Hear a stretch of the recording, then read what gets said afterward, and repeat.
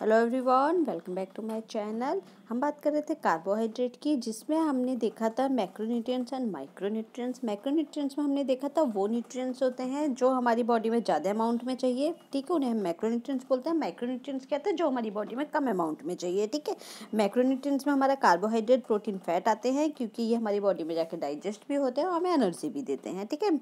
और हमारा माइक्रोन्यूट्रिएंट्स में हमारा मिनरल्स और विटामिन आते हैं, ये हमारी बॉडी में डाइजेस्ट नहीं होते हैं, ना ही हमें एनर्जी देते हैं।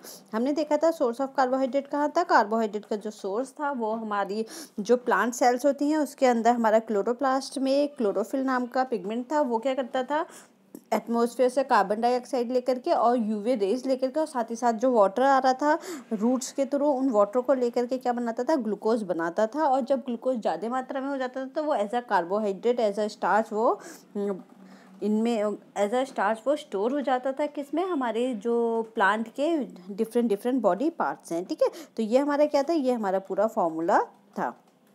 इसके बाद नेक्स्ट हमने देखा था हमारे जो फ्रूट्स और वगैरह ये सब हमारे किस किस पार्ट्स में हमारा स्टोर होता था हमारा।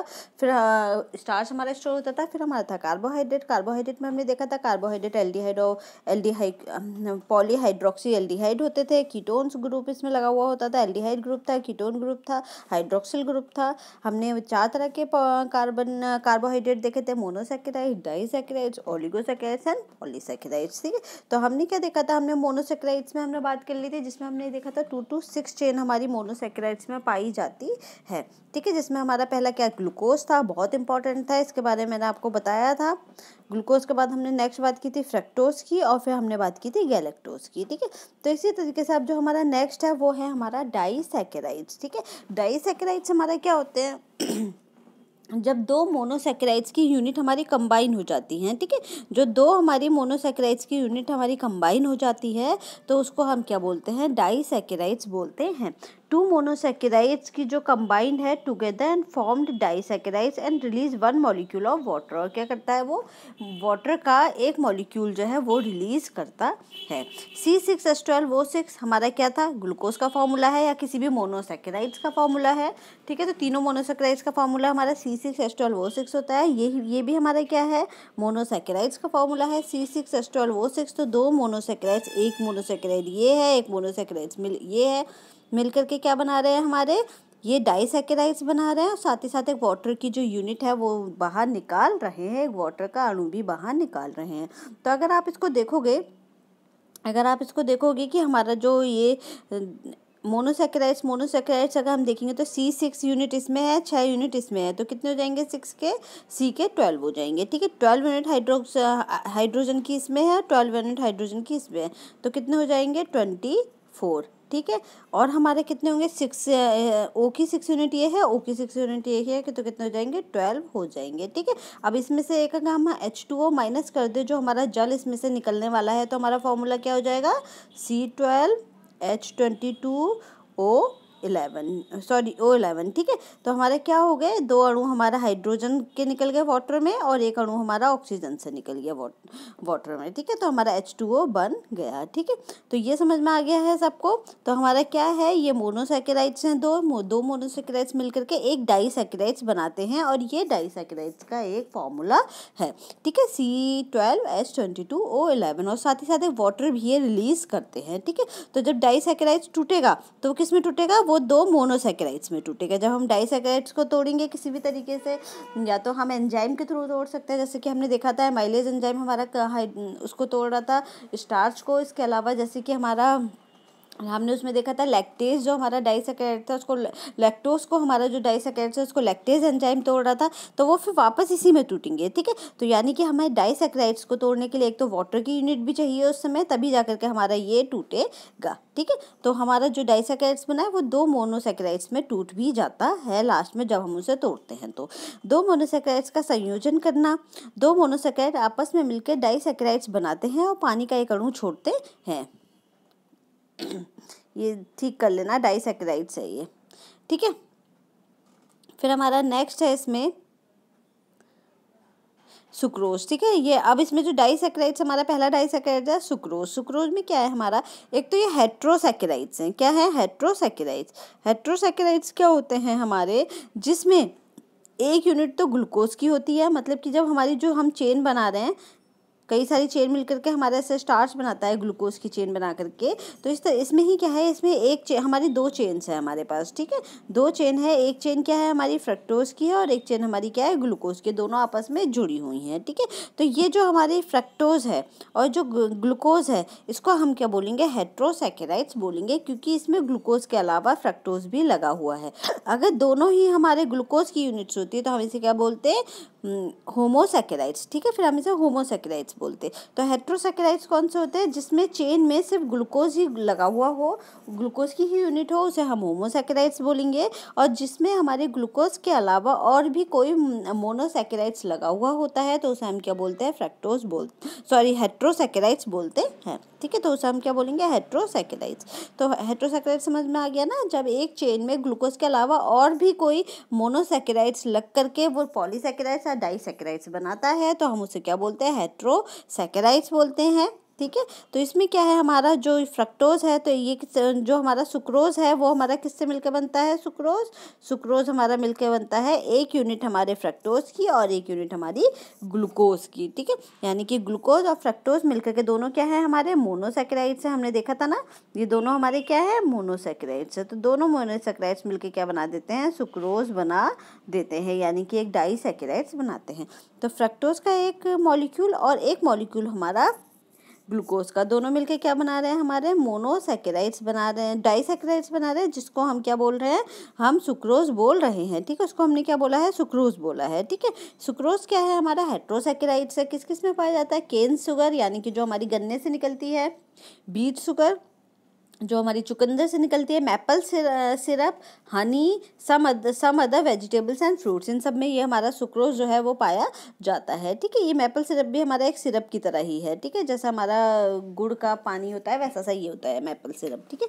फिर क्या है हमारा नेक्स्ट, हमारा 1 मॉलिक्यूल्स ऑफ ग्लूकोज और 1 मॉलिक्यूल्स ऑफ मिलकर के हमारा फ्रक्टोज क्या बनाता है, हमारा सुक्रोज बनाता है। तो हेट्रोसैकेराइड्स होता है ग्लूकोज का एक अणु और फ्रक्टोज का एक अणु और ग्लूकोज का एक अणु मिलकर के सुक्रोज बनाता है। गन्ना शर्करा में पाया जाता है, चुकंदर शर्करा में पाया जाता है, मैपल सिरप में पाया जाता है, शहद में पाया जाता है, कुछ सब्जियों और फलों में भी ये पाया जाता है सुक्रोज सिंपल हमारा क्या है, सुक्रोज सिंपल है हमारा जो हम घर में शुगर यूज करते हैं, चीनी, टेबल शुगर जो हम यूज करते हैं, चीनी के रूप में जो हम यूज करते हैं वो हमारा क्या है, वो हमारा सिंपल सुक्रोज है, ठीक है। सुक्रोज हमारे सिंपल टेबल शुगर है जो हम घर में यूज करते हैं। किससे निकलती है, हमारी गन्ने से निकलती है, सबको पता है वो कहाँ से निकलती है, गन्ने से निकलती है।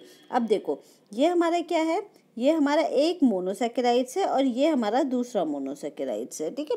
एक मोनोसैकेराइड्स है और हमारा ये दूसरा मोनोसैकेराइड्स है। ये भी देखोगे तो तुम एक मोनोसैकेराइड्स ये है और ये हमारा दूसरा मोनोसैकेराइड्स है, ठीक है। आणविक स्ट्रक्चर हम इसको बोलते हैं, ठीक है।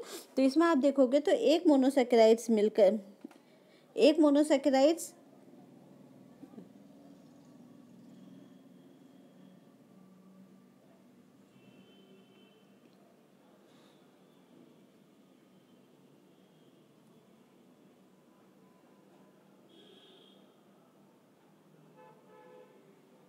हाँ, इसमें अगर हम देखेंगे तो हमारा एक मोनोसैकेराइड का ये यूनिट और एक मोनोसैकेराइड का ये यूनिट और साथ ही साथ इसमें कहाँ निकल रहा है, H2O रिलीज हो रहा है, ठीक है। तो ये दोनों मोनोसैकेराइड्स के यूनिट मिल करके हमारे क्या बनाते हैं, एक डाइसैकेराइड्स बनाते हैं, ठीक है। दोनों में से मिल करके क्या बनाती है, इसी तरीके से आप देखोगे तो एक ये ग्लूकोज है, ठीक है, और ये क्या है हमारा फ्रक्टोज है, ठीक है। ये ग्लूकोज है और ये हमारा फ्रक्टोज है, ठीक है।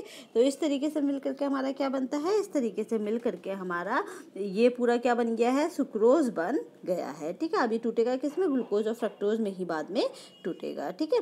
आई होप ये आपको समझ में आ गया होगा। इस तरीके से दो यूनिट हमारी किसकी मिलती हैं, दो यूनिट हमारी मिलती हैं ग्लूकोज की, सॉरी मोनोसैकेराइड्स की, और मोनोसैकेराइड्स मिल करके हमारा क्या बना देता है, डाइसैकेराइड्स बना देता है, ठीक है। इसके बाद हमारा नेक्स्ट है, इसमें अगर हम सुक्रोज को तोड़ेंगे, सुक्रोज समझ में आ गया ना, सुक्रोज एक हेट्रोसैकेराइड्स है हमारा, मतलब जो घरों में हम चीनी यूज़ करते हैं, शुगर यूज़ करते हैं, टेबल शुगर बोलते हैं उसे, जो हम चाय में चीनी डालते हैं वाइट वाली, वो हमारा क्या है, एक तरह से सुक्रोज है, ठीक है। इसके अलावा नेचुरल फॉर्म में भी ये सुक्रोज पाई जाती है, ठीक है। किस में पाई जाती है? केन शुगर में पाई जाती है, बीट शुगर में पाई जाती है, मैपल सिरप में पाई जाती है, हनी में पाई जाती है, ठीक है। और कुछ वेजिटेबल्स एंड फ्रूट्स में भी ये पाई जाती है। हम इसमें से निकाल लेते हैं उसे अपने घर में, उसको प्रोसेस करके उसको इस्तेमाल करते हैं। जैसे कि जो घरों की चीनी है वो जनरली किससे निकलती है? वो हमारे केन शुगर से निकलती है, गन्ने से निकलती है, ठीक है। तो इसमें एक मॉलिक्यूल फ्रक्टोज का और एक मॉलिक्यूल ग्लूकोज का पाया जाता है। अगर हम देखें तो इस तरीके से 2 यूनिट हमारे पूरा जो डाइसैकेराइड्स है, इस तरीके की 2 यूनिट से मिलकर के वो बनता है। एक यूनिट ये हो गई, एक यूनिट हमारी ये हो गई, ठीक है। इसके बाद हमारा है, अगर हम इसको डाइसैकेराइड्स को तोड़ेंगे तो एक टूटेगा किसमें? हाइड्रोलिसिस ऑफ सुक्रोज, मतलब जो हमारा सुक्रोज हम पढ़ रहे हैं उसको अगर हम वापस हमें तोड़ना है तो वो किसमें टूटेगा? सुक्रोज को सबसे पहले तोड़ने के लिए एक तो वाटर चाहिए होता है, क्योंकि हमारा अगर हमने वो देखा था कि हमारे 2 मोनोसैकेराइड्स से जब एक डाइसैकेराइड्स फॉर्म हो रहा था तो उसमें से वाटर रिलीज हो रहा था, ठीक है। तो अगर हमें दोबारा से वो मोनोसैकेराइड्स बनाने हैं तो हमें वो वाटर जो उसने रिलीज किया था वो उसे वापस देना होगा, नहीं तो हमारा H2O कम पड़ जाएगा ना। तो हमने जब उसको वाटर वापस देंगे हम, तभी वो ग्लूकोज और फ्रक्टोज बना पाएगा। तो अगर हम देखें सुक्रोज को, तो सुक्रोज क्या होता है? हमारा H2O के साथ रिएक्ट करके किसमें, और उसके साथ हम सुक्रेज एंजाइम देते हैं, ठीक है। क्या देते हैं? सुक्रेज एंजाइम हमारी स्मॉल इंटेस्टाइन में पाया जाता है ना। स्मॉल इंटेस्टाइन जो हमारी छोटी आंत होती है, मैंने आपको पढ़ाया था जब हमने वो पढ़ा था सारा डाइजेस्टिव सिस्टम, उसमें बताया था कि एक सुक्रेज एंजाइम होता है, वो सुक्रोज को तोड़ता है, ठीक है। तो जो हमारे स्मॉल इंटेस्टाइन में सुक्रेज एंजाइम पाया जाता है, या फिर डाइल्यूट HCl हाइड्रोक्लोरिक एसिड, इन दोनों में से कोई भी क्या कर सकता है? हमारे सुक्रोज को तोड़ सकता है, किसमें? ग्लूकोज और फ्रक्टोज में, ठीक है। ग्लूकोज और फ्रक्टोज में हमारे शुगर को तोड़ सकता है। इसमें एक है इन्वर्टेड शुगर। इन्वर्टेड शुगर क्या होती है? Syrup sugar is made up by glucose and fructose after heating sucrose with the presence of acid and invertase enzyme broken down between them। तो इसमें क्या होता है? हमारा जो हमारी इन्वर्टेड शुगर है, इसमें क्या होता है? शुगर सिरप सुक्रोज, अब हम sucrose made up of the glucose and fructose after heating sucrose, ठीक है। इसमें क्या होता है? जब हम सुक्रोज को हीट करते हैं तो वो किस में अलग हो जाती है? वो हमारी ग्लूकोज और फ्रक्टोज में अलग हो जाती है, ठीक है। जैसे कि अगर इसमें हम देखें तो ये हमारा लिखा हुआ है, जब सुक्रोज ग्लूकोज और फ्रक्टोज द्वारा सुक्रोज को गर्म करने के लिए एसिड या इन्वर्टेज एंजाइम के बीच टूटे हुए बंधन की उपस्थिति के साथ बनता है, ठीक है। केवल 75 सुक्रोज अलग होता है, 25 जस का तस ही रहता है, ठीक है। फाइनल प्रोडक्ट क्या बनता है? हमारा ग्लूकोज, फ्रक्टोज एंड सुक्रोज। मतलब कि जो हमारा सिरप है, जब हम उसे गर्म कर रहे हैं, जो हमारी चीनी का सिरप है, जब हमने उसे गर्म किया है, ठीक है, तो वो क्या होगा? वो हमारा किस में टूट जाएगा? ग्लूकोज में टूट जाएगा, फ्रक्टोज में टूट जाएगा, और उसमें सुक्रोज भी रहेगा, ठीक है। सुक्रोज को जब हम हीट करते हैं तो हीट करने के बाद क्या होता है? हीट करने के बाद हमारा क्या होता है? हीट करने के बाद वो हमारे ग्लूकोज में, फ्रक्टोज में और सुक्रोज में टूट जाता है। इसी को हम क्या बोलते हैं? इन्वर्टेड शुगर बोलते हैं। जैसे कि हम घरों में चाशनी बनाते हैं, चाशनी से अलग है, लेकिन वैसे ही जो हम सिरप बनाते हैं, शुगर सिरप, जो चाशनी बनाते हैं, वही हमारा ये है, ठीक है। तो इसमें ये बोल क्या रहा है? इसमें सिंपल ही ये बोल रहा है कि हमारा जो इन्वर्टेड शुगर है, इन्वर्टेड शुगर हम किसको बोलते हैं? इन्वर्टेड शुगर हम बोलते हैं, इन्वर्टेड शुगर हम किसको बोलते हैं? Made up by the glucose and fructose. किसका बना हुआ होता है? ग्लूकोज और फ्रक्टोज का बना होता है। आफ्टर हीटिंग सुक्रोज, जब हम सुक्रोज को हीट करते हैं, ठीक है, with the presence of acid. किसके साथ हीट करेंगे हम? एसिड में हीट करेंगे, या इन्वर्टेज एंजाइम जो है, इन्वर्टेज एंजाइम, इन्वर्टेड शुगर कौन बनाता है? इन्वर्टेज एंजाइम बनाता है, ठीक है। या फिर इन्वर्टेज एंजाइम के साथ जब हम शुगर को हीट करेंगे तो वो क्या करेगा? उसके बीच का जो बॉन्ड है, शुगर में जो बॉन्ड बना है ना, ग्लूकोज और फ्रक्टोज के बीच में जो बॉन्ड बनकर उन्होंने सुक्रोज बना दिया है, ये जो हमारा सुक्रोज बना दिया है, ये देखो, ये जो बॉन्ड बना है ना, बीच का जो बॉन्ड है, ये जो हमारे बीच का बॉन्ड है, ये टूट जाएगा, ठीक है। जब ये टूट जाएगा तो ये दोनों अलग अलग हो जाएंगे, लेकिन इसमें ये पूरी तरीके से अलग नहीं होते हैं, ठीक है। पूरे तरीके से अलग नहीं होते हैं, तो इसके चलते क्या होता है? ये पूरी तरीके से अलग नहीं होता, थोड़ा सुक्रोज भी इसमें रहता है, ठीक है।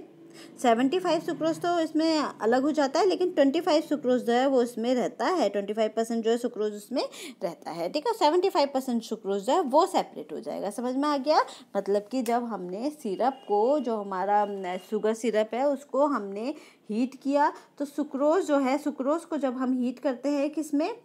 एसिड के साथ या इन्वर्टेज एंजाइम के साथ, तो वो क्या करेगा, हीट होने से उसमें जो सुक्रोज है, सुक्रोज के बीच का जो बॉन्ड है वो टूट जाएंगे। ठीक है, किसके बीच के बॉन्ड, ग्लूकोज और फ्रक्टोज ने जो बॉन्ड बना के सुक्रोज बनाया था वो बॉन्ड हमारा टूट जाएगा और ग्लूकोज अलग हो जाएगा, फ्रक्टोज अलग हो जाएगा। ठीक है, लेकिन सिर्फ 75% ही सुक्रोज इसमें अलग होता है, बाकी 25% सुक्रोज ऐसे का ऐसे ही रहता है। तो अब इसमें हमारे पास कितने हो गए, हमारे पास 3 शुगर्स हो गई। ठीक है, एक तो ग्लूकोज हो गया, फ्रक्टोज हो गया और सुक्रोज भी हुआ इसमें। ठीक है, 2 तो हमारे पास मोनोसैकेराइड्स हो गए और एक हमारे पास डाइसैकेराइड्स हो गया। ठीक है, तो अभी तक ये अलग तरीके का सिरप बन गया है जिसमें 2 हमारे पास क्या है, मोनोसैकेराइड्स हैं और हमारे पास एक डाइसैकेराइड्स है। ठीक है, तो इसमें अगर देखें तो 75% सुक्रोज हमारा अलग होगा, जिसमें से 35% ग्लूकोज हो गया, 35% हमारा फ्रक्टोज हो गया और 25% सुक्रोज ऐसे का ऐसे ही इसमें रहेगा। ठीक है, तो इसमें क्या है, समझ में आ गया था। इन्वर्टेड शुगर क्या होता है, इन्वर्टेड शुगर क्या होता है, इन्वर्टेड शुगर कुछ नहीं है, जो हमारी चीनी है घर में, जब हम उसको हीट करेंगे किसके साथ, हमारे जो इन्वर्टेज एंजाइम या फिर एसिड की प्रेजेंस में हम उसे हीट करेंगे, गरम करेंगे, तो गरम करने के बाद क्या होगा, जो हमारी चीनी है उसके अंदर जो ग्लूकोज और फ्रक्टोज है, उन दोनों के जो बॉन्ड्स है वो आपस में टूट जाएंगे और जब वो बॉन्ड टूट जाएंगे तो क्या होगा, वो हमारा बॉन्ड अलग अलग हो जाएंगे और वहाँ पे तीन तरह के आइटम हमारे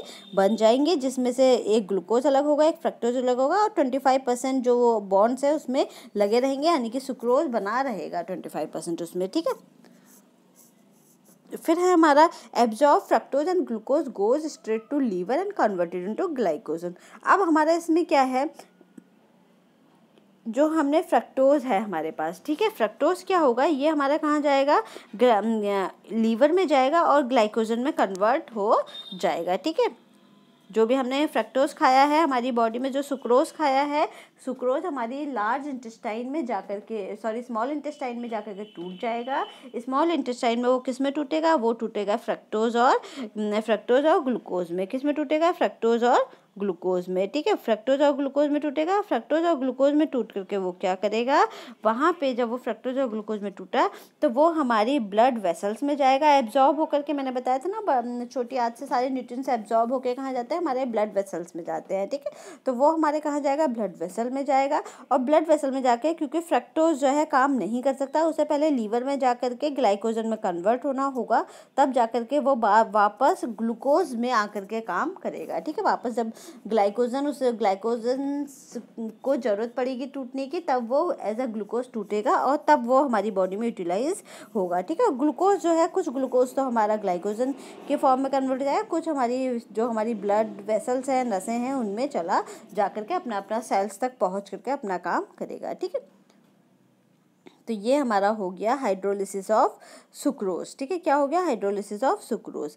इसी में है हमारा सुक्रोज प्लस H2O को हम डाइल्यूट HCl और सुक्रेज एंजाइम के साथ जब ट्रीट करेंगे तो वो क्या बन जाएगा, हाँ, हमने सुक्रोज के साथ क्या डाल दिया, सुक्रेज एंजाइम और या फिर HCl डाल दिया, तो वो किस में टूट जाएगा, वो ग्लूकोज में और फ्रक्टोज में टूट जाएगा। साथ में वाटर भी इसमें सुक्रोज के साथ होना चाहिए। ठीक है, सुक्रोज ग्लूकोज और फ्रक्टोज द्वारा सुक्रोज को गर्म करने के लिए एसिड या इन्वर्टेज एंजाइम के बीच टूटे हुए बंधन की उपस्थिति के साथ बनता है। केवल 75% सुक्रोज अलग हो जाएगा और 25% सुक्रोज जो है वो जस का तस ही रहेगा। ठीक है, फाइनल प्रोडक्ट्स हमारे ग्लूकोज बनेंगे, फ्रक्टोज बनेंगे और हमारा क्या बनेगा, सुक्रोज बनेगा फाइनल प्रोडक्ट। ठीक है, अब नेक्स्ट है हमारा सुक्रोज। समझ में आ गया ना सबको, सुक्रोज क्या है, कुछ भी नहीं है, जो हम घरों में चीनी यूज़ करते हैं वो सुक्रोज है। फ्रक्टोज और ग्लूकोज से मिलकर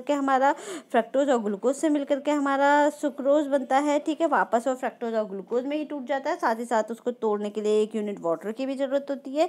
इन्वर्टेज शुगर भी वो बनाता है। इन्वर्टेज शुगर में क्या होता है, जब हम अपने शुगर को, जो शुगर सिरप है, जैसे कि घरों में चाशनी होती है, उसी तरीके से जब हम शुगर सिरप को डाइल्यूट HCl और सुक्रेज के साथ ट्रीट करेंगे, ये चीज़ उसमें डाल देंगे डाइल्यूट HCl और सुक्रेज, तो वो ग्लूकोज एंड फ्रक्टोज में टूट जाएगा, पर पूरा नहीं टूटेगा, कुछ पार्ट्स उसका ऐसे का ऐसे ही एज अ सुक्रोज ही रहेगा। ठीक है, फिर हमारा नेक्स्ट पॉइंट है माल्टोज। माल्टोज क्या है, हमारा मॉल्ट शुगर है। ठीक है, मॉल्ट शुगर क्या होती है, ये हमारा जर्मिनेशन ऑफ सीरियल्स, ये हमारा ऐसे ही नहीं पाई जाती, इसको हमें क्या करना पड़ता है, जर्मिनेट करना पड़ता है, मतलब अंकुरण करना पड़ता है हमें अनाजों को।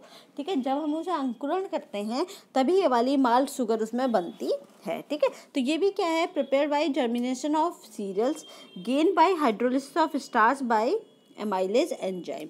ये कैसे हो सकता है, जब हमने जो भी हमारे पास मान लीजिए गेहूं है, ठीक है, गेहूं है या कोई भी होल सीरियल है, जो पूरे सीरियल्स होते हैं ना, होल सीरियल, उसको हम क्या करते हैं, उनको हम जर्मिनेट करते हैं, यानी कि उन्हें अंकुरित करते हैं। अंकुरित करने के बाद उनमें अंकुरण निकलते हैं, तो उसमें क्या होता है, जो हमारा स्टार्च है उसके अंदर, ठीक है, स्टार्च के एमाइलेज एंजाइम के स्टार्च जो है वो टूट जाता है, किसमें, हमारे माल्टोज में। ठीक है, किसमें टूटता है, माल्टोज में। ठीक है, और क्योंकि इसके अंदर जो हमारे इसके अंदर क्या होता है, हमारा जो स्टार्च होता है वो अपना काम करने लगता है। ठीक है, इसको डायस्टेज भी बोलते हैं। ठीक है, एमाइलेज एंजाइम डायस्टेज द्वारा, एमाइलेज एंजाइम को हम डायस्टेज भी बोलते हैं। ठीक है, द्वारा टाइलिन भी बोलते हैं इसे, द्वारा स्टार्च के हाइड्रोलिसिस द्वारा अनाज के दाने के अंकुरण द्वारा तैयार होता है। कि मतलब कौन, माल्टोज। माल्टोज क्या है, हम माल्ट शुगर भी बोलते हैं इसे। जब भी हम किसी अनाज के दाने को अंकुरित करते हैं, ठीक है, तो उसमें से क्या होता है, उसके अंदर जो स्टार्च था वो अपने आप ही वाटर के प्रेजेंस में छोटी छोटी चीज़ों में टूट जाता है। तो वो किस में टूट जाता है, वो हमारा किस में टूटता है, माल्टोज में टूट जाता है। एमाइलेज रिच फूड भी हम इनको बोल सकते हैं, क्योंकि इनके अंदर एमाइलेज जो एंजाइम था वो भी अच्छी खासी मात्रा में पाया जाता है। जैसे कि आपने देखा होगा, जो हमारे घरों के बड़े बुजुर्ग होते हैं, जब वो घरों में छोटे बच्चों के लिए खाना कुछ बनाते हैं, तो वो क्या करते हैं, वो कुछ गेहूं को घर में अंकुरित करके पहले भिगाएंगे उसे, फिर उसे अंकुरित करेंगे, उसके बाद उसे धूप में दोबारा ड्राई करने के बाद उसके बाद उसे पीस करके इसका पाउडर बना देते हैं, जैसे हम आटा सिंपल घर में यूज़ करते हैं। ठीक है, लेकिन ये वाला आटा कौन सा होता है, ये अंकुरित अनाज का आटा होता है। तो इसको क्या बोलते हैं, अमाइलेज रिच फूड बोलते हैं, क्योंकि उसमें अमाइलेज एंजाइम ज़्यादा मात्रा में एक्टिवेट हो जाता है। जो अंकुरित अनाज होते हैं, साथ ही साथ वो माल्ट शुगर बन जाता है उसमें, यानी कि जो ग्लूकोज की बड़ी बड़ी चेन थी वो छोटी छोटी चेन्स में माल्टोज में कन्वर्ट हो जाती हैं, तो बॉडी में, बच्चे की बॉडी में सही से वो डाइजेस्ट हो जाती है, आसानी से डाइजेस्ट हो जाती है। इसलिए छोटे बच्चों को हम एमाइलेज रिच फूड देते हैं। उनके लिए जो हम घर में आटा यूज़ करते हैं, वो कैसे यूज़ करते हैं, एमाइलेज रिच वाला आटा यूज़ करते हैं। पहले गेहूं के क्या करेंगे, धोएंगे, उसे पानी में डिप करेंगे, उसके बाद उसको सुखाए, उसमें अंकुरण करवाएंगे, अंकुरण करवाने के बाद उसे दोबारा से अच्छे से सुखाएंगे और फिर उसका आटा बना देंगे। ठीक है, जो हम लोग ड्राई आटा बनाते हैं। ठीक है, उसके बाद तो वहाँ क्या जाता है, वहाँ एमाइलेज एंजाइम अच्छी खासी एक्टिविटी अपनी दिखाता है और एक्टिव फॉर्म में आ जाता है। ठीक है, तो इसीलिए छोटे बच्चों को उसी आटे का फिर हम उसे दूध में मिला के इस तरीके से हम उस आटे को दे सकते हैं। ठीक है, तो हमारा माल्टोज शुगर कैसे बनती है, माल्टोज शुगर बनती है हमारी एक यूनिट ग्लूकोज की और दूसरी यूनिट भी ग्लूकोज की। तो ये हमारा क्या हो गया, ये हमारा होमोसैकेराइड्स हो गया है। ठीक है, होमोसैकेराइड्स कैसे हुआ, क्योंकि इसमें दोनों यूनिट किसकी हैं, हमारी ग्लूकोज की है, दोनों यूनिट हमारी किसकी हैं, ग्लूकोज की, इसलिए हम इसे क्या बोलेंगे, होमोसैकेराइड्स बोलेंगे। ठीक है, पहला वाला हमारा सुक्रोज क्या था, सुक्रोज हमारा हेट्रोसैकेराइड्स था। हेट्रोसैकेराइड्स क्यों था, क्योंकि इसमें एक यूनिट किसकी थी, एक यूनिट हमारी ग्लूकोज की थी, पर दूसरी यूनिट इसमें किसकी थी, फ्रक्टोज की थी, फ्रूट शुगर जिसे हम बोलते हैं। ठीक है, दूसरी यूनिट इसमें फ्रक्टोज की थी। ठीक है, तो ये हमारा, और लेकिन माल्टोज क्या है, माल्टोज हमारा होमोसैकेराइड्स है, क्योंकि इसकी चेन में दोनों यूनिट किसकी हैं, ग्लूकोज की ही है। ठीक है, तो एक अणु ग्लूकोज और एक अणु ग्लूकोज मिलकर के क्या बनाते हैं, माल्टोज बनाते हैं। इसमें क्या है, अब माल्टोज हमारा कब कब बन सकता है, एक तो माल्टोज हमारा कैसे बनेगा, जब हम मुंह में स्टार्च खाते हैं ना, तो आपने देखा था कि वो दो चीज़ों में टूटता है, माल्टोज में टूटता है और हमारा डेक्स्ट्रिन में टूटता है। ठीक है, तो डेक्स्ट्रिन तो इसका इंटरमीडिएट प्रोडक्ट है। इंटरमीडिएट प्रोडक्ट का मतलब क्या है, बीच में बन जाता है, आगे जाकर के वो वापस माल्टोज में ही कन्वर्ट हो जाता है। जब हम स्टार्च खा रहे हैं, हमारे मुँह में सलाइवरी एमाइलेज है, तो सलाइवरी एमाइलेज क्या करेगा, उस स्टार्च को हाइड्रोलिसिस करेगा, यानी कि जो स्टार्च की लंबी लंबी चेन थी, इस तरीके से जो लंबी लंबी चेन थी स्टार्च की, ठीक है, तो हम इस पे सलाइवरी एमाइलेज जो है वो एक्ट करेगा और इसको बीच में से तोड़ देगा। तो अब ये क्या हो जाएंगे, छोटी छोटी चेन बन जाएंगी। ठीक है, यही छोटी छोटी चेन में से एक प्रोडक्ट बनेगा माल्टोज का, इस छोटी छोटी चेन में जो बनेगा हमारा माल्टोज बनेगा। ठीक है, और बीच में एक इंटरमीडिएट प्रोडक्ट और बनता है जिसे हम डेक्स्ट्रिन बोलते हैं, वो बीच में बन जाता है, उसके बाद फिर वो माल्टोज में कन्वर्ट हो जाता है। ठीक है, तो इंटरमीडिएट प्रोडक्ट हमारा डेक्स्ट्रिन बनता है और साथ ही हमारा क्या बनता है, माल्टोज भी बनता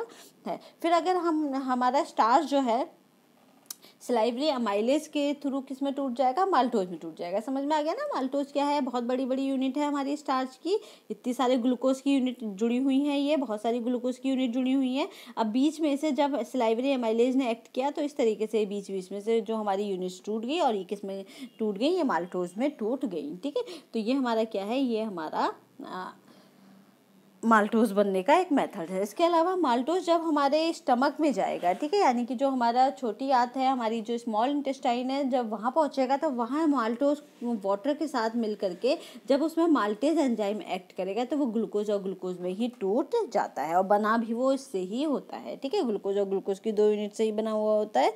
जब वो हमारी स्मॉल इंटेस्टाइन में जाएगा तो वापस वो इनमें ही कन्वर्ट हो जाता है। ठीक है, माल्टोज, ये समझ में आ गया ना। माल्टोज, माल्टोज क्या है हमारा, सिंपल सी बात है, जब हम माल्ट शुगर भी बोलते हैं इसे, और ये कब बनती है, जब हम जर्मिनेट करते हैं, यानी कि अंकुरित करते हैं हम अपने अनाजों को। ठीक है, उसके थ्रू ही हमारी बनती है। इसके अलावा दूसरा मेथड क्या है, दूसरा मेथड है इसका, जब हम स्टार्च खा रहे हैं तो हमारे मुंह में क्या होगा, स्टार्च जो है, जो हमारा सलाइवरी अमाइलेज है वो स्टार्च पे एक्ट करेगा, और जब वो स्टार्च पे एक्ट करेगा तो उसे तोड़ देगा और वो किस में टूट जाएगा, माल्टोज में टूट जाएगा। ठीक है, और यही माल्टोज जब हमारे स्मॉल इंटेस्टाइन में जाएगा तो स्मॉल इंटेस्टाइन में वो किस में टूटेगा, स्मॉल इंटेस्टाइन में जाकर के वो हमारा ग्लूकोज और ग्लूकोज में टूट जाएगा। तो वापस हमारी सिंपल शुगर क्या बन गई है, ग्लूकोज ही बन गई है। ठीक है, समझ में आया इतना। जर्मिनेशन के थ्रू कैसे बनता है, जर्मिनेशन का मतलब क्या, सबको पता है, हमारी जो गेहूं होते हैं, अनाज होते हैं, इनमें क्या पाया जाता है, इनमें स्टार्च पाया जाता है।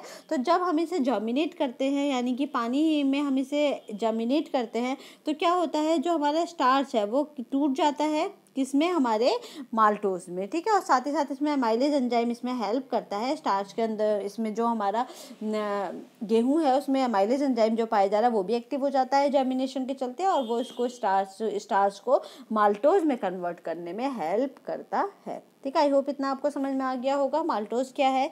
माल्टोज के बाद नेक्स्ट है हमारा लैक्टोज। लैक्टोज एक ऐसी शुगर है जो हमारी कहीं भी किसी भी फॉर्म में नहीं पाई जाती है प्रकृति में। ये सिर्फ हमारे कहाँ पाई जाएगी, मैमल्स की बॉडी में पाई जाएगी, यानी कि जितनी भी स्तनधारियाँ हैं उनकी बॉडी में, ये जितने भी मैमल्स हैं हमारे पास, जितने भी पशु हैं जिनकी जो स्तनधारियों में आते हैं, उन सब में पाई जाती है। ठीक है, लैक्टोज किससे मिलकर बनता है, लैक्टोज हमारा मिलकर बनता है ग्लूकोज और गैलेक्टोज की एक यूनिट से। तो ये भी क्या हो गया, ये भी हमारा हेट्रोसैकेराइड्स हो गया, क्योंकि इसमें एक क्या है, एक इसमें ग्लूकोज है और एक क्या है, इसमें गैलेक्टोज है। ठीक है, तो ये भी क्या है, हमारा हेट्रोसैकेराइड्स है। ठीक है, तो अभी तक हमारे कितने हेट्रोसैकेराइड्स है, हमारे 2 हेट्रोसैकेराइड्स है और एक होमोसैकेराइड्स है। होमोसैकेराइड्स क्या है, हमारा सिर्फ माल्टोज है, बाकी हमारा जो सुक्रोज है और जो हमारा ये लैक्टोज है, दोनों हमारा क्या है, हेट्रोसैकेराइड्स है, क्योंकि दोनों में ग्लूकोज के अलावा और भी मोनोसैकेराइड्स पाए जा रहे हैं। ठीक है, हमारा सिंथेसिस है ना फीमेल मैमल्स बॉडी मिल्क। जो हमारा फीमेल मैमल्स है, जो स्तनधारी हमारे हैं, जिनके जो मिल्क सीक्रेशन का काम करते हैं, जिनसे हमें मिल्क मिलता है, जैसे हमारी काव हो गई, गाय हो गई, बफेलो भैंसे हो गई, बकरी, गोट, ये सब जो हो गए, ये हमारी क्या है, ये हमारे फीमेल मैमल्स है, जिन जो मिल्क देते हैं अपने बेबी को पोषण देने के लिए। फीमेल्स हो गई, महिलाएं हो गई, तो इसमें क्या है, इन सब के मिल्क में ये पाई जाती है शुगर हमारी, कौन सी, लैक्टोज शुगर हमारी इनके मिल्क में पाई जाती है। Easily fermented by lactobacillus bacteria and converted into lactic acid. और ये जो हमारा है, ये हमारा जो मिल्क है, आपने देखा होगा जब हम दही बनाते हैं तो हम उसमें दही का थोड़ा सा वो डालते हैं, थोड़ा सा लैक्टोबैसिलस जो उसके अंदर बैक्टीरिया पाए जाते हैं, थोड़ी सी दही हम उसमें डाल देते हैं, तो उसमें क्या होता है, जरा बहुत थोड़ा कर्ड से भी जो लैक्टोबैसिलस होते हैं, जो उसका कर्ड का बैक्टीरिया होता है, वो हमारा जो लैक्टोज है उसको आसानी से लैक्टिक एसिड में कन्वर्ट कर देता है। ठीक है, इसलिए इजीली फर्मेंटेड हो सकती है ये हमारी, ठीक है, जो हमारी लैक्टोज है। लैक्टोज हमारी इजीली फर्मेंटेड हो जाती है लैक्टोबैसिलस बैक्टीरिया से, और किसमें कन्वर्ट हो जाती है, लैक्टिक एसिड में कन्वर्ट हो जाती है। ठीक है, लैक्टोज प्लस H2O। अगर हमें अब वापस लैक्टोज को तोड़ना है, हमारी जो स्मॉल इंटेस्टाइन है उसमें जाकर के जब इसे लैक्टेज एंजाइम मिलेगा तो ये वापस किस में टूट जाएगी, ग्लूकोज और गैलेक्टोज में ही ये टूट जाएगी। गैलेक्टोज को क्या करना पड़ेगा, गैलेक्टोज को वापस हमारे ग्लाइकोजन में, हमारे लीवर में जाकर के ग्लाइकोजन में कन्वर्ट होना होगा। फिर जब हमें ज़रूरत पड़ेगी, ग्लाइकोजन ग्लाइकोजन क्या है? ग्लाइकोजन एक सिंपल फॉर्म है। जब हम बहुत ज़्यादा ग्लूकोज अपनी बॉडी में लेते हैं तो ग्लूकोज क्या करता है, ग्लूकोज हमारा जितनी ज़रूरत होती है उतना तो यूटिलाइज हो जाता है बॉडी में, जितनी हमें एनर्जी की ज़रूरत है वो एनर्जी देगा। साथ ही साथ जब हम ज़रूरत से ज़्यादा ग्लूकोज लेते हैं तो ग्लूकोज हमारा ग्लाइकोजन के फॉर्म में कन्वर्ट होकर के कहाँ इकट्ठा हो जाता है, हमारे लीवर में स्टोर हो जाता है। ठीक है, तो इसी को हम ग्लाइकोजन बोलते हैं। ग्लाइकोजन हमारा एकमात्र एनिमल सोर्सेज के थ्रू हमें कार्बोहाइड्रेट मिलता है, बाकी सारे प्लांट सोर्सेज हैं। ठीक है, सिर्फ ग्लाइकोजन ही एनिमल सोर्सेज में, अगर आपसे पूछेगा कि इसमें से एनिमल कार्बोहाइड्रेट कौन सा है तो आप ग्लाइकोजन बताओगे। ठीक है, क्योंकि ये हमारा एज अ बॉडी पार्ट्स ये स्टोर हो जाता है हमारी बॉडी में। ठीक है, या एनिमल्स की बॉडी में, तो हम उसे क्या बोलते हैं, ग्लाइकोजन बोलते हैं। ये लीवर में हमारे स्टोर होता है। ठीक है, तो अब जो हमारा फ्रक्टोज था और जो हमारा गैलेक्टोज था, ग्लूकोज तो हमारी बॉडी में यूटिलाइज हो जाता है हमें एनर्जी देने में। ठीक है, उसको तो कोई इतनी दिक्कत है नहीं। लेकिन जो हमारा गैलेक्टोज है उससे पहले जो फ्रक्टोज था, ये हमारी ब्लड में, हमारी बॉडी में एज ए फ्रक्टोज और एज अ गैलेक्टोज यूज़ नहीं हो सकते हैं। इन्हें क्या होना होगा, इन्हें पहले ग्लाइकोजन में कन्वर्ट होना होगा। फिर जब ग्लाइकोजन में पहले वो कन्वर्ट होंगे, उसके बाद जब भी बॉडी को इनकी ज़रूरत होगी तो ग्लाइकोजन ग्लूकोज के रूप में टूट जाएगा, तब जाके वो बॉडी को क्या देगा, एनर्जी देगा। ठीक है, तो गैलेक्टोज और जो हमारा फ्रक्टोज है वो ये दोनों जो हमारे मोनोसैकेराइड्स हैं सीधे ऐसे एनर्जी बॉडी को नहीं देते हैं। ठीक है, इतना समझ में आ गया। तो ये हमारा क्या था, ये हमारा था आज का जो टॉपिक था, ये हमारा था लैक्टोज। ठीक है, ग्लूकोज की एक इकाई, गैलेक्टोज की एक इकाई। ठीक है, मादा स्तनधारियों के शरीर में संश्लेषित होता है हमारा लैक्टोज। कम से कम मीठा होता है और सबसे कम मीठा हमारा लैक्टोज होता है। सबसे ज़्यादा मीठा हमारा क्या होता है, सबसे ज़्यादा मीठा हमारा फ्रक्टोज होता है। ठीक है, तो फ्रूट शुगर जिसे हम बोलते हैं। ठीक है, फिर है लैक्टोबैसिलस, बैक्टीरिया द्वारा आसानी से किण्वित और लैक्टिक एसिड में कन्वर्ट हो जाता है। अब अगर हम देखें तो हमारे जो इसके ये हमने क्या पढ़े, ये हमने शुगर्स पढ़े। ठीक है, शुगर्स में हमने कौन कौन सा शुगर पढ़ा, हमने पढ़े मोनोसैकेराइड्स। ठीक है, मोनोसैकेराइड्स पढ़े हमने, ये वाले हमने मोनोसैकेराइड्स सारे पढ़ लिए हैं, ये वाले मोनोसैकेराइड्स, और साथ ही साथ ये हमारे जो डाइसैकेराइड्स है ये हमारे दोनों क्या कहलाते हैं, शुगर्स कहलाते हैं। ठीक है, तो ये शुगर्स में आते हैं। तो हमारे जो शुगर्स हैं, अब हम ये देखेंगे कि इन शुगर्स का हमारी बॉडी में फंक्शन क्या क्या है। ठीक है, मोनोसैकेराइड्स और डाइसैकेराइड्स, इन दोनों को हम शुगर बोलते हैं, सिंपल शुगर्स में आते हैं ये दोनों।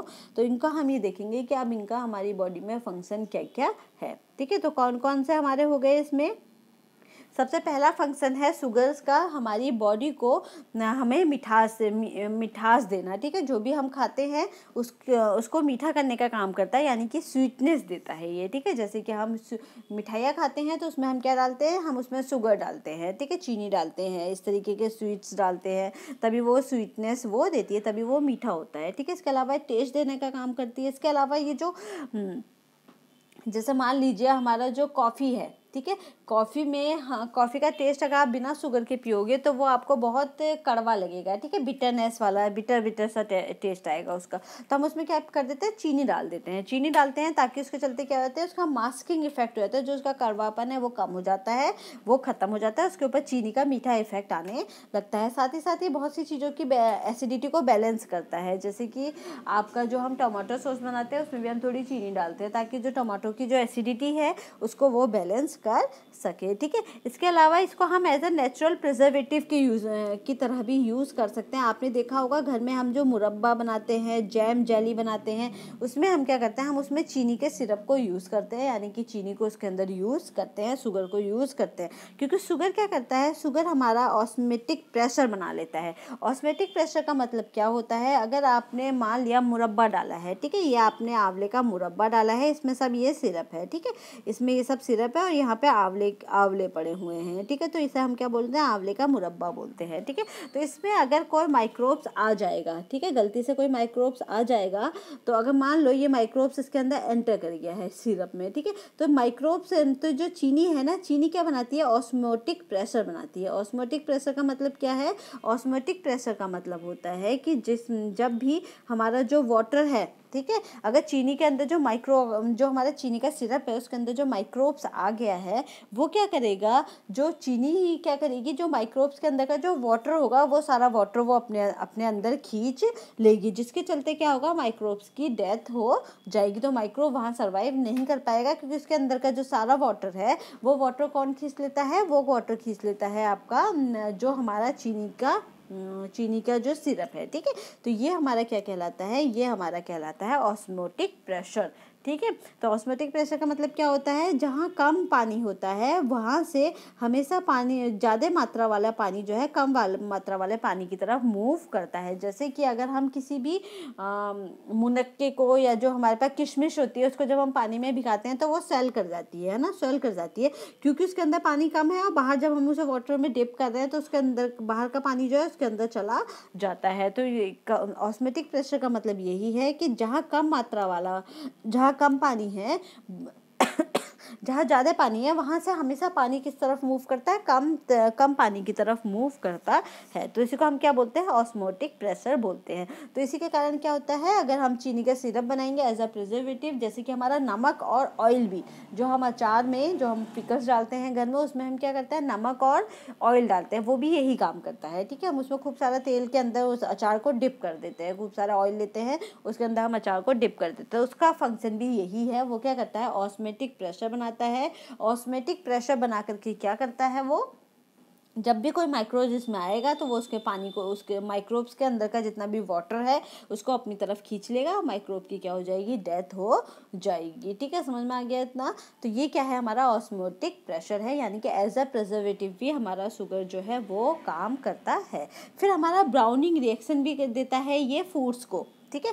ब्राउनिंग रिएक्शन भी हमारे फूड्स को देता है। जैसा आपने देखा होगा कई बार जो हम टॉफ़ीज़ खाते हैं मार्केट में, तो ब्राउन ब्राउन सुंदर लगती है ना, चॉकलेट्स हो गई हमारी, टॉफ़ीज़ हो गई, तो ये सब क्या है, ये ब्राउनिंग रिएक्शन भी देता है हमारे फूड को, जिसमें से हमारे दो बेसिक ब्राउनिंग रिएक्शंस है, एक है मिलार्ड रिएक्शन और एक है कैरामलाइजेशन, ठीक है, कैरामलाइजेशन और मिलार्ड रिएक्शन, ठीक है। तो दोनों हमारी क्या कहलाती है, ब्राउनिंग ऑफ फूड कहलाती हैं। इसका क्या है, मिठास प्रदान करना, अन्य स्वाद और मास्किंग प्रभाव और अम्लीयता को संतुलित करना, ठीक है, ये काम करता है। शुगर हमारा चीनी का उपयोग प्राकृतिक परिरक्षण के रूप में किया जाता है। चीनी मुक्त पानी को अवशोषित करती है और ऑस्मेटिक चीनी मतलब यहाँ शुगर की बात हो रही है, ठीक है, शर्करा की बात हो रही है, ठीक है, ऑस्मेटिक दबाव बनाती है। तो कोई भी सूक्ष्म जीव भोजन में जीवित नहीं रह सकता है, ठीक है। भोजन में ब्राउनिंग प्रतिक्रिया प्रदान करती हैं, जैसे मिलार्ड प्रतिक्रिया और हमारा कैरामलाइजेशन, ठीक है। अब देखते हैं हमारा मिलार्ड और कैरामलाइजेशन क्या है, ठीक है। ये हमारे क्या है, ये हमारे शुगर्स के काम है, जो शुगर्स हमारे लिए कर रही है। एक तो हमें मीठा दे रही है, मोनोसेक्राइड डाइसेक्राइड्स हमारे शुगर है, एक तो हमें मिठास दे रही है, दूसरा वो हमें नेचुरल प्रिजर्वेटिव की तरफ यूज़ कर रही है। जैसे हम घर में मुरब्बा, जैम, जेली बनाते हैं तो हम उसमें चीनी का सिरप अच्छा खासा यूज़ करते हैं ताकि उसमें कोई माइक्रोब्स ना रुक सके, नहीं तो वो ख़राब हो जाएगा, ठीक है। साथ ही साथ ये हमारा ब्राउनिंग रिएक्शंस भी देती हैं, जिसको हमने क्या बोला है, मिलार्ड रिएक्शन और कैरामलाइजेशन हम इसको बोला है। ये जो ब्राउनिंग रिएक्शन है ये हमारी नॉन एंजाइमेटिक ब्राउनिंग है। कौन सी ब्राउनिंग है, नॉन एंजाइमेटिक ब्राउनिंग है। नॉन एंजाइमेटिक ब्राउनिंग का मतलब क्या होता है, कोई भी एंजाइम इसमें काम नहीं कर रहा है, ना ही कोई ऑक्सीजन की रिएक्शन इसमें हो रही है, ठीक है, कोई भी ना तो एंजाइम इसमें काम कर रहा है, ना ही इसमें ऑक्सीजन की कोई रिएक्शन ऑक्सीडेटिव रिएक्शन हो रही है, ना ही इसमें कोई जो हमारे ऑक्सीजन के साथ जो एंजाइम रिएक्शन करता है वो वाली रिएक्शन भी इसमें नहीं हो रही है। तो ये सिंपल चीज़ हमारी है, ठीक है। तो कैरामलाइजेशन में क्या होता है, जो शुगर है, आपने देखा होगा कभी आप अगर कटोरी में किसी भी पैन में सूखी शुगर लेना, चीनी लेना, उसको ड्राई हीट में रख देना, ठीक है, पानी नहीं डालना है उसमें, वाटर बिल्कुल यूज़ नहीं करना है, सीधा आपने ड्राई हीट में इसको रखा तो वो क्या होगी, वो पहले तो मेल्ट होगी शुगर, ठीक है, बिना वाटर के ही वो क्या करने लगेगी, पिघलने लगेगी शुगर, और पिघलने के बाद क्या होगा वो, और अगर आप उसको जलाते रहोगे तो वो क्या हो जाएगी, वो आपकी और भी ज़्यादा ब्राउन कलर में आने लगेगी। फिर अगर आप उसे और पकाओगे तो वो एज अ टॉफ़ी भी, आपका टॉफ़ी वाला जो कलर होता है वो कलर वो आ जाएगा। तो कैरामलाइजेशन जो टॉफ़ी वगैरह बनती है वो कैरामलाइजेशन की प्रोसेस से ही बनती है, ठीक है। तो इसमें क्या है, हमारा शुगर है हमारा प्लस ड्राई हीट, ठीक है। शुगर को हम जब सूखी हीट में यानी ड्राई हीट में जब हम उसे गर्म करते हैं और प्रेजेंस ऑफ ऑक्सीजन होता ही है वहाँ आसपास हमारे, तो इसमें क्या होगा, browning of sugar, browning of sugar का मतलब क्या है, जो भी हमारा शुगर है, चीनी है, वो क्या हो जाएगी, ब्राउन हो जाएगी, ठीक है, ब्राउन हो जाएगी। और वो ब्राउन कैसी होगी, वो इस तरीके से ब्राउन हो जाएगी कि हम उसे, जैसे कि आपने मिष्टी दोही अगर बनाया है कभी, मिष्टी दोही, उसमें क्या करते हैं, हम शुगर को मेल्ट करते हैं, थोड़ा सा उसे ब्राउन करते हैं, उसके बाद हम उसे दूध में डाल देते हैं, ठीक है, और फिर दूध को गाढ़ा करते हैं, गाढ़ा करने के बाद हम उसे दही में डालते हैं, ठीक है, तो उसमें थोड़ा जो दूध का जो कलर है, जो दही का कलर है, वो ब्राउन ब्राउन कलर आता है, ठीक है, तो वो देखने में बहुत सुंदर लगता है। तो कैरामलाइजेशन का काम क्या है, सुंदरता बढ़ाना, ठीक है। तो वो मिष्टी दोही में अगर आप लोग कभी देखना है तो उसमें कैरामलाइजेशन ही यूज होता है, उसको एक अच्छा कलर देने के लिए, ठीक है। तो कैरामलाइजेशन का काम क्या है, जब हम शुगर को ड्राई हीट में हम उसे गर्म करते हैं, ड्राई हीट में गर्म करके वो मेल्ट हो जाती है, फिर उसे और हीट करते रहते हैं मेल्ट होने के बाद भी, तो वो क्या करती है, एक वो क्रिस्टल एक तरीके से वो ठोस जैसी होने लगती है, और उसी को हम क्या बोलते हैं, ब्राउनिंग ऑफ शुगर, यानी कि कैरामलाइजेशन हम उसे बोलते हैं। उसका कलर जो हो जाता है ब्राउन हो जाता है, ठीक है। नॉन क्रिस्टलाइन फॉर्म में होती है, बहुत खास क्रिस्टल्स नहीं बनाती है, साथ ही साथ आप अगर पानी में डालोगे तो ये सॉल्युबल भी हो जाती है, वाटर में घुल जाती है, ठीक है। इसीलिए मिष्टी दोही जब हम बनाते हैं तो वो अच्छे से दूध में मिक्स हो जाती है, ठीक है, किसी भी तरह के वाटर में मिक्स हो जाती है, ठीक है, जो हमारे कैरामलाइजेशन है।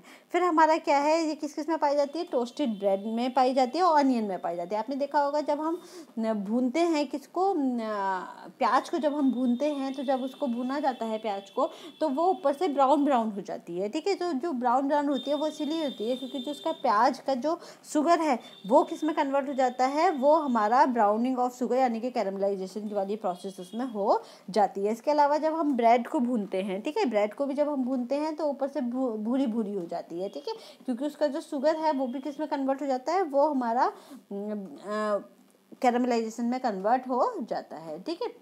इसके अलावा चीनी को भूनते हैं, चीनी को जब हम बहुत मेल्ट करते हैं उसके बाद उसे भूनते जाते हैं तो ड्राई हीट पे, तो वो क्या होती है, एक बार वो जल करके ब्राउन कलर की हो जाती है, ठीक है। तो ये कैरामलाइजेशन की प्रोसेस है। नेक्स्ट है हमारी मिलार्ड रिएक्शन। मिलार्ड रिएक्शन में आपने देखा होगा जैसे कि हम खोया बनाते हैं, खोया में हम क्या करते हैं, हम दूध को हम कढ़ाते रहते हैं खूब, उसे गैस पे रख करके उसे जलाते रहते हैं, तो वो क्या बन जाता है, वो एक लेवल पे जाके खोया में कन्वर्ट हो जाता है, ठीक है। जब वो खोए में कन्वर्ट हो जाता है, जलाते जलाते जब वो जल के जब वो पूरा उसका वाटर सारा उड़ जाता है और वो एक ठोस सॉलिड वाला फॉर्म में आ जाता है, तो उसको हम क्या बोलते हैं, खोया बोलते हैं। जो कलर में थोड़ा थोड़ा सा ब्राउन कलर, येलोइश सा कलर होता है, उसमें खाओगे तब भी वो थोड़ा खाने में भी मीठा मीठा लगता है, थोड़ा स्वीट टेस्ट उसका हो जाता है। तो किस कारण होती है मिलार्ड रिएक्शन, कई बार एग्जाम में आई है, कैरामलाइजेशन भी कई बार एग्जाम में आई है, ये फ्रिक्वेंटली, बल्कि कार्बोहाइड्रेट से सबसे ज़्यादा यही वाला पार्ट पूछा जाता है, ठीक है, कैरामलाइजेशन वाला, मिलार्ड रिएक्शन वाला।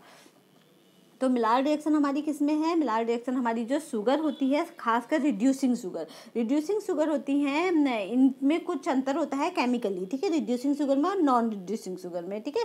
तो हमें सिर्फ इतना ही समझना है कि जो हमारी बाकी की पांचों शुगर हैं, यानी कि सुक्रोज को छोड़ करके, कौन कौन सी, सुक्रोज को छोड़ करके हमारी फ्रक्टोज है, गैलेक्टोज है, लैक्टोज है, ठीक है, और हमारी क्या है, माल्टोज है और ग्लूकोज है, पांचों में ये हो जाएंगे, ठीक है। यानी कि जो पांचों शुगर हैं हमारी मोनोसैकेराइड्स और डाइसैकेराइड्स की, वो हमारी उनमें ये वाली रिएक्शन मिलार्ड रिएक्शन वाली हो सकती हैं, लेकिन हमारा सुक्रोज में ये नहीं होती है क्योंकि सुक्रोज क्या है, एक नॉन रिड्यूसिंग शुगर है, केमिकली डिफरेंट शुगर है ये, ठीक है, इस तरीके से याद कर लीजिएगा। तो नॉन रिड्यूसिंग शुगर में, सुक्रोज में ये नहीं होती है मिलार्ड रिएक्शन, ठीक है। तो इसमें क्या होता है, जब हम दूध को कढ़ाते हैं, ठीक है, तो दूध में हमारा एक तो शुगर भी पाया जाता है, ठीक है, शुगर भी पाया जा रहा है मिल्क में हमारा, ठीक है, ये शुगर पाया जा रहा है, साथ ही साथ दूध में हमारा प्रोटीन भी पाया जाता है, अमीनो एसिड्स पाए जाते हैं ना, प्रोटीन और अमीनो एसिड्स एक ही बात है, आप यहाँ पे अमीनो एसिड्स भी लिख सकते हैं और प्रोटीन भी लिख सकते हैं, ठीक है। तो ये जो हमारा पाया जा रहा है, शुगर भी और प्रोटीन भी, दोनों हमारे किस में पाया जाता है, मिल्क में। तो ये रिएक्शन ऐसे फूड आइटम में होती है जिसमें दोनों चीज़ें पाई जाएँ, शुगर भी और प्रोटीन भी। जब हम इसे हीट करेंगे, जब हम इसे गर्म करते हैं, जैसे कि दूध को भी हम कढ़ाते हैं, गर्म करते हैं हम उसे, तो क्या करता है, हमारा शुगर और प्रोटीन के बीच में एक रिएक्शन होने लगती है, प्रोटीन के बीच में एक रिएक्शन शुरू हो जाती है। जब आप उसे और हीट करते जाओगे तो लास्ट में वो क्या होता है, एक सॉलिड ब्राउनिंग कलर वो देता है, जो हमारा जैसे कि एग्जाम्पल खोया है, ठीक है। तो मिलार्ड रिएक्शन किस में होती है, हमारे शुगर और प्रोटीन के बीच में होती है। शुगर कौन सी, रिड्यूसिंग शुगर। और इसमें क्या होता है, जब शुगर और प्रोटीन, जिस भी फूड आइटम में शुगर और प्रोटीन दोनों है, जब हम उन्हें हीट करते जाएंगे, ठीक है, हीट करते जाएंगे, हीट करने के बाद उनके बीच में जो शुगर है और जो प्रोटीन है वो दोनों क्या करने लगती है, आपस में एक दूसरे के साथ रिएक्शन करने लगती हैं, तो उसको हम क्या बोलते हैं, मिलार्ड रिएक्शन बोलते हैं। इस रिएक्शन के चलते जो भी फूड आइटम है वो क्या होता है, ब्राउन कलर उसका हो जाता है, जिसका एग्जाम्पल हमारा खोया है। ठीक है, आई होप आपको ये वाला समझ में आ गया होगा, कैरेमलाइजेशन और मिलार्ड रिएक्शन का। नेक्स्ट है हमारा फर्मेंटेशन। ठीक है, अब हमारे जो क्या क्या काम कर रहा था, शुगर काम कर रहा था स्वीट देने का, नेचुरल स्वीटनेस देने का, नेचुरल प्रिजर्वेटिव का काम कर रहा था, साथ ही हमारा मिलार्ड रिएक्शन इसमें हो रही थी, कैरमलाइजेशन रिएक्शन इसमें हो रही थी। अब है फर्मेंटेशन की रिएक्शन। ठीक है, फर्मेंटेशन की रिएक्शन में क्या होता है, फर्मेंटेशन आपने देखा होगा जब हम ढोकला बनाते हैं, इडली बनाते हैं, तो हम उसमें क्या करते हैं, हम उसमें फर्मेंटेशन कराते हैं। ठीक है, जैसे कि हम वो भी बनाते हैं पिज़्ज़ा का जो बेस बनाते हैं। ठीक है, तो इन सब में हम क्या कराते हैं, फर्मेंटेशन कराते हैं। तो फर्मेंटेशन किस में होती है, जिसमें हमारी शुगर पाई जाती है। उन्हीं फूड आइटम में फर्मेंटेशन हो पाएगा जिसमें हमारा क्या पाया जाएगा, शुगर, यानी कि सिंपल शर्करा जिसमें पाई जाएगी। ठीक है, तो इसमें क्या है, हमारे शुगर और साथ में हम क्या डालते हैं, ईस्ट डालते हैं। ठीक है, ईस्ट होता है ना जो हमारा खमीर होता है, हम उसमें खमीर, ये इसका है और ये इसका है। ठीक है, तो शर्करा और खमीर को मिला करके हम क्या करते हैं, एब्सेंस ऑफ O2 की अनुपस्थिति में, O2 ऑक्सीजन वहाँ नहीं हो, मतलब ऐसा नहीं है कि हमें ऑक्सीजन को कंट्रोल करना है, पर ऑक्सीजन हम उसमें एब्सेंट रखते हैं। ठीक है, ऑक्सीजन हमारी एब्सेंट होती है तो क्या होता है, जो हमारे शुगर मॉलिक्यूल्स है वो हमारे डिग्रेड हो जाते हैं, उसी को हम क्या करते हैं, फर्मेंटेशन बोलते हैं। ठीक है, जो शुगर मॉलिक्यूल हैं वो जो उसके अंदर का जो हमारा शुगर मॉलिक्यूल है ना वो टूटने लगते हैं, जो हमारा ग्लूकोज सुक्रोज है और जो हमारे बाकी के शुगर मॉलिक्यूल्स हैं वो क्या करेंगे, वो टूटने लगेंगे। अब टूटने लगते हैं तो क्या होता है, टूटने के साथ साथ इसमें O2 रिलीज होती है। क्या होता है, O2 रिलीज होती है, सॉरी कार्बन डाइऑक्साइड रिलीज होती है। O2 नहीं, कार्बन डाइऑक्साइड जो है उसमें रिलीज होनी शुरू हो जाती है। जब कार्बन डाइऑक्साइड उसमें से रिलीज होती है, ठीक है, तो क्या होता है उसमें इस तरीके का, आप देख रहे हैं इसमें छोटे छोटे से होल हो रहे हैं, पॉकेट्स बन रही हैं। ठीक है, तो वो क्या बना देता है, एयर पॉकेट्स उसमें बना देता है, जिसके चलते क्या हो जाता है, एयर पॉकेट जब उसमें बनते हैं तो फूड जो है फ्लफी बन जाता है। फ्लफी का मतलब समझते हो ना, कि दबने वाला। ठीक है, सॉफ्ट सा, स्पॉन्जी स्पॉन्ज होता है ना, स्पॉन्ज में क्या होता है, बीच में होल होते हैं, तो जब आप उसे दबाओगे तो स्मूथली वो दब भी जाता है स्पॉन्ज, और फिर जब उसे छोड़ोगे तो वापस अपनी शेप में आ भी जाता है, जैसे कि हमारा ढोकला भी होता है। ठीक है, जैसे कि हमारा ढोकला भी होता है। ठीक है, तो ये क्या है, हमारा फर्मेंटेशन के कारण होता है। फर्मेंटेशन के कारण होता है, जैसे कि जब हम ब्रेड बनाते हैं तो ब्रेड में हमने आटा गूंदा। ठीक है, जब हम आटा गूंदते हैं तो उसमें हम क्या डाल देते हैं, खमीर डाल देते हैं। ठीक है, खमीर डालने से क्या होता है, उसके अंदर इस तरह ऑक्सीजन, कार्बन डाइऑक्साइड रिलीज होने लगती है। कार्बन डाइऑक्साइड रिलीज होती है तो इसमें जैसे आप देख रहे हो, इसमें छोटे छोटे से होल जो है ब्रेड में होते हैं। जब हम ब्रेड खाते हैं तो उसमें छोटे छोटे से होल होते हैं। क्यों होल होते हैं, क्योंकि कार्बन डाइऑक्साइड क्या कर देती है, उसके अंदर छोटी छोटी से पॉकेट्स बना देती है। पॉकेट्स बनाती है तो उसमें क्या होती है, एयर पॉकेट्स बनते हैं। ठीक है, तो जब आप उसे दबाओगे तो वो सॉफ्ट ही हो जाता है, स्पॉन्जी हो जाता है, वो आराम से दब जाता है, और जब आप उसे छोड़ोगे तो वापस अपनी शेप में वो आ जाता है, और हमारा जो फूड है वो फ्लफी हो जाता है। तो हमारा जो ये शुगर है, ठीक है, जो हमारी शुगर्स हैं वो एक काम और करती हैं, एज अ लीवनिंग एजेंट वो काम करती हैं। लीवनिंग एजेंट कौन होता है, जो एयर पॉकेट्स बनाने का काम करता है। ठीक है, शुगर में हम क्या कर सकते हैं, एयर पॉकेट्स बना सकते हैं, इसलिए एज अ लीवनिंग एजेंट भी। लीवनिंग एजेंट क्या है, जब भी हम किसी, जैसे कि हम ढोकले में बना रहे हैं, ठीक है, जिसमें जब ढोकले में हम क्या डाल देते हैं, इनो डाल देते हैं, तो इनो क्या करता है, इनो उसमें होल सा इस तरीके के होल से उसमें बना देता है, एयर पॉकेट्स उसमें बना देता है, किसमें, शुगर्स में। ठीक है, क्योंकि शुगर में एक क्वालिटी होती है फर्मेंटेड होने की क्वालिटी। ठीक है, फर्मेंटेड होने की क्वालिटी हो गई। ठीक है, तो इन्हीं को हम क्या करते हैं, शुगर हमारा एज अ लीवनिंग एजेंट भी काम करता है। लीवनिंग एजेंट क्या है, जो वो सारे एजेंट जो हमारे फूड में फूड पॉकेट्स यानी कि एयर पॉकेट्स बनाने का काम करते हैं, जिसके चलते फूड क्या हो जाता है, फ्लफी हो जाता है। जैसे कि हमारा ढोकला हो गया, भटूरे का आटा हो गया, ये सब चीज़ें हमारी क्या बनाती है, ये सब हमारे लीवनिंग एजेंट्स बनाते हैं। ठीक है, फर्मेंटेशन आपको समझ में आ गया। फर्मेंटेशन कुछ भी नहीं है, जो हमारा किविनीकरण कुछ ऐसा बोलते हैं इसे। तो फर्मेंटेशन जब चीज़ कभी कभार ये बैक्टीरिया से भी होता है, ईस्ट से भी होता है, कभी कभी हम अपनी तरफ से मिला, कभी ये डिज़ायरेबल होता है, कभी ये नॉन डिज़ायरेबल डिजायरेबल होता है, ठीक है। कभी जो शुगर आपने देखा होगा, जो आटा अगर आप 1-2 दिन बाहर रख दो गूंदने के बाद, ठीक है, आपने गेहूं का आटा पीस करके जब आपने उसे उसका डो बनाया, उसको गूंदा, तो गूंदने के बाद जब आप उसे बाहर रख दोगे तो बाहर रखने पे क्या होगा, उसमें अपने आप ही वो आटा जो है वो फूलने लगता है, ठीक है। फूलने लगता है, फूलने का मतलब क्या है, उसमें एयर पॉकेट्स बनने लगती है, क्योंकि उसके अंदर बैक्टीरिया हो जाते हैं, माइक्रोब्स आ जाते हैं। वो माइक्रोब्स, ईस्ट और वो अपने आप ही उसमें जनरेट हो जाते हैं। वो क्या करते हैं, उसके अंदर एयर पॉकेट्स बनाने शुरू कर देते हैं। आप उसे फिर आटे को तोड़ोगे तो वो अलग अलग करके देखोगे तो उसके अंदर अंदर होल से हो जाते हैं, ठीक है। तो वो क्या है, वो हमारा एज अ लीवनिंग एजेंट है। वो तो खैर खराब होना हो गया, उसे हम फिर इतना यूज़ नहीं कर सकते हैं, लेकिन अगर हम उसे खमीर अपनी तरफ से डाल करके उसमें वो यूज़ करेंगे, उसे फर्मेंटेशन, तो हमारा ढोकला बनाना, हमारी ब्रेड बनाना, ये सारे मेथड जो है, मेथड्स के लिए हमारा ये वाला फर्मेंटेशन यानी कि किण्वन हम इसको यूज़ करते हैं, ठीक है। इसके बाद नेक्स्ट है हमारा फ्रीजिंग पॉइंट। फ्रीजिंग पॉइंट का मतलब क्या है, जब हम आइसक्रीम बनाते हैं तो हम उसमें शुगर डालते हैं, ठीक है। शुगर क्या करता है, फ्रीजिंग पॉइंट को डिक्रीज़ करता है।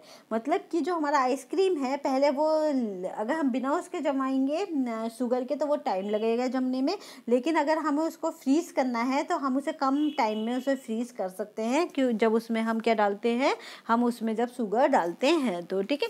तो शुगर क्या करता है, शुगर हमारा फ्रीजिंग पॉइंट को डिक्रीज़ करने में हेल्प करता है। कम समय में हमारा जो आइसक्रीम है वो जम जाएगी, फ्रीज हो जाएगी, ठीक है। इसके साथ साथ ही आइस क्रिस्टल्स को बनाने में काम करता है। आइस क्रिस्टल अगर हम शुगर में, अगर हम दूध में चीनी डाल करके आइसक्रीम बनाएंगे, मिल्क में जब हम चीनी डाल करके क्रीम में हम सब शुगर डाल के तो आइसक्रीम बनाएंगे, तो क्या होगा, उसमें आइस क्रिस्टल्स नहीं बनेंगे और उसमें क्या होगा, हमारा यूनिफॉर्म सरफेस होता है। मतलब कि आइसक्रीम का जो स्मूथनेस सी आती है ना, वो स्मूथनेस आती है शुगर के चलते, ठीक है। तो शुगर के हमारे क्या क्या काम हो गए, जो हम शुगर हमारे फूड में हमने क्या क्या काम यूज़ किया, शुगर का एक तो मीठा करने का काम यूज़ किया, प्रिजर्वेटिव के लिए हमने यूज़ किया, कैरामलाइजेशन और मिलार्ड रिएक्शन में हमने शुगर को यूज़ किया। इसके अलावा फर्मेंटेशन में हम शुगर को यूज़ करते हैं और फ्रीजिंग पॉइंट को कम करने में भी हम शुगर को यूज़ करते हैं।